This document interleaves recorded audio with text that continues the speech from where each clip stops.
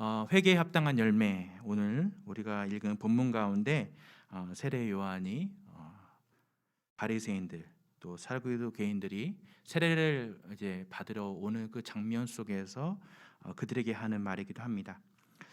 대림절 기간의 가장 중요한 메시지가 무엇일까요? 아마 그 오신 그리스도에 대한 것입니다. 그리고 그 그리스도께서 다시 오실 그리스도이심을 고백하는, 그 영접하기 위한 우리 자신을 거룩함으로 주님 앞에 성결하게 하는 그러한 필요를 고백하는 그러한 기간이 됩니다. 그러기 위하여 가장 필요한 것이 있습니다. 그것은 바로 회개입니다. 무엇인가 잘못되었으면 이렇게 살아서는 안 돼 라고 우리가 이야기하죠. 영적 각성이 필요하고 돌이킴의 회개가 필요하다라고 하는 것을 느끼고 정말로 필요한 하나님 앞에 회개하는 그러한 모습으로 나아가야 된다는 것을 우리는 알게 됩니다. 오늘 본문에서 쓰이는 이 회개, 메타노이아라고 하는 이 헬라어는 돌이킴, 의식의 변화라고 하는 의미를 갖고 있습니다. 그래서 이 단어를 쓴 것을 우리가 보면서 바로 단순히 과거의 잘못을 뉘우치는 것이 아니라 근본적인 삶의 자세의 변화, 마음의 변화를 뜻한다라는 것을 우리는 알 수 있습니다. 세례 요한은 세례를 받으러 나오는 이들에게 회개에 합당한 열매를 맺으라라고 그렇게 선포합니다. 회개에 합당한 삶, 그것을 요구하는 것은 그들이 회개조차도 습관적으로 했다라는 것을 알 수 있습니다. 왜냐하면 종교 지도자들이거든요. 바리새인들, 사두개인들은요, 이미 종교 의식에 있어서 가장 우선순위에서 그것을 행하는 사람들입니다. 그래서 세례 요한은 온전한 세례, 온전한 회개가 아니면 예수 그리스도를 너희가 삶의 주인으로 삼을 수 없다. 그래서 독사의 자식들아 라고 그렇게 이야기한 겁니다. 하나님의 자녀로 변화받을 수 있는 것, 그러한 회개 그리고 그러한 고백을 하나님께서는 우리에게 원하신다는 것을 오늘 본문을 통하여서 알 수가 있습니다.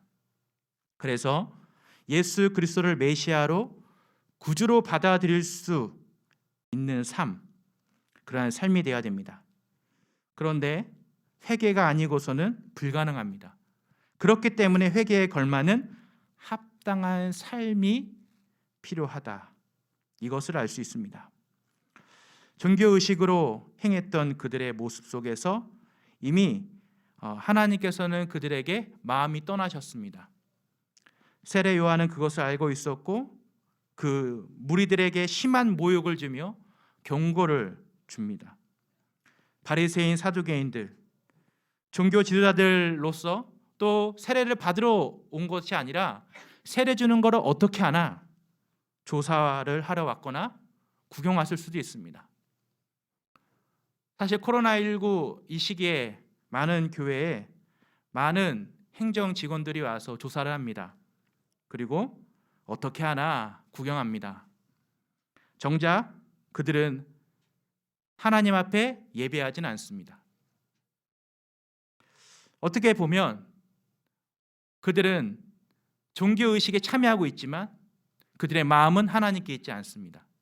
그런데 안타까운 건 그 교회의 성도인데도 불구하고 그 교회의 신자인데도 불구하고 별반 다르지 않게 조사하듯이 구경하듯이 예배의 자리에 있다라는 것을 목격할 때 굉장히 큰 충격을 받게 됩니다. 사랑하는 성도 여러분, 오늘 이 본문에 나왔던 이 바리새인과 사두개인들은 세례 요한이 어떻게 하나 보러 왔습니다. 그리고 세례 요한은 그들을 향하여서 독사의 자식들, 즉 사단, 마귀의 자식이라고 거친 표현으로 그들을 책망합니다. 왜 그들에게 그렇게밖에 할 수 없었을까요? 회개에 합당한 열매가 없기 때문입니다. 이것을 오늘 본문은 우리에게 얘기해 주고 있습니다. 레위기의 말씀에 보게 되면 이러한 말씀이 있습니다. 너희는 너희가 거주하는 애굽 땅의 풍속을 따르지 말며 내가 너희를 인도할 가나안 땅의 풍속과 규례도 행하지 말라. 어떻게 보면 하나님께서는 이스라엘 백성들에게 아주 중요한 사실을 얘기하십니다. 너희들 그 가나안 땅에 들어가서 거기에 풍속 규례에 절대로 행하지 마. 왜 이 말씀을 하셨을까요? 동일합니다. 그것을 따라가면 그들은 하나님의 백성이 될 수 없습니다. 여호와는 내게 복을 주시고 너를 지키시기를 원하며 여호와는 그의 얼굴을 내게 비추사 은혜 베푸시기를 원하며 여호와는 그 얼굴을 내게로 향하여 드사 평강 주시기를 원하노라 할지니라. 아멘. 이스라엘을 향한 축복입니다. 즉 하나님의 마음입니다. 너희가 나의 말에 순종하여 너희가 그 애굽 땅의 풍속을 따르지 않고 가나안 땅의 풍속과 규례도 행하지 아니하면 내 말을 그대로 지켜 행하면 나는 너에게 복을 줄 거야. 복을 줄 거야 라고 말씀하십니다. 내가 거룩하니 너희도 거룩해야 돼. 첫째로 그 축복이 무엇입니까? 바로 하나님께서 말씀하십니다. 복 주시고 지키겠다. 둘째로 하나님의 얼굴을 이스라엘에게 비추어 은혜를 베풀겠다. 셋째로 하나님의 얼굴을 이스라엘 향하여 두사 평강 주겠다. 할렐루야. 오늘 우리에게 말씀하십니다. 이러한 복을 창조주 하나님만이 주실 수 있는 것임을 우리에게 가르쳐 줍니다. 모세는 이것을 이스라엘 백성들에게 말합니다.